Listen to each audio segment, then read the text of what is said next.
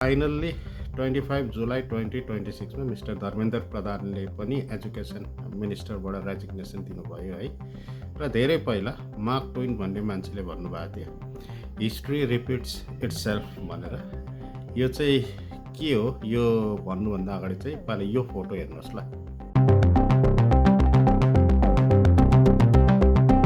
यो फोटो चाहिँ धर्मेन्द्र प्रधानकै हो। यो चाहिँ 1997 को फोटोग्राफ्स हो। त्यति बेला ओडिसामा पेपर लिकको विषयमा मास प्रोटेस्ट भएको थियो र प्रोटेस्ट गर्ने एकजना क्यान्डिडेट चाहिँ धर्मेन्द्र प्रधान पनि थियो है। त्यति बेला चाहिँ उहाँ एबीभिपी अखिल भारतीय विद्यार्थी परिषदको चाहिँ नेसनल सेक्रेटरी थियो है।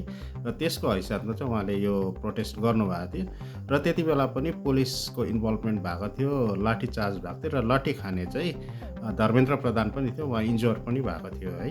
र अब सेम कुरा अहिले रिपिट भयो, तर डिफ्रेन्स चाहिँ यति नै छ कि त्यति बेला चाहिँ धर्मेन्द्र प्रधानले प्रोटेस्ट गरेको थियो, अहिले चाहिँ धर्मेन्द्र प्रधानको एगेन्स्टमा चाहिँ यो प्रोटेस्ट भएको थियो। र धर्मेन्द्र प्रधानको रेजिग्नेसनले पनि यो जुन चाहिँ प्रब्लम चाहिँ टोटली सल्भ हुन्छ भन्ने चाहिँ छैन, किनभने गभर्मेन्टको जुन चाहिँ स्ट्राटेजी छ, जुन चाहिँ पोलिसी छ, त्यो चाहिँ एकदमै अब एडुकेसन सिस्टममा राम्रो छ भनौँ न है।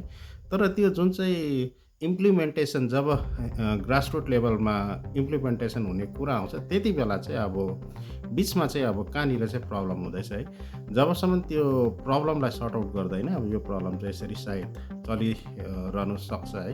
र पनि एउटा यसलाई चाहिँ अब वेकअप कल भनौँ न, एज अ वेकअप कल चाहिँ अब लिनु सकिन्छ।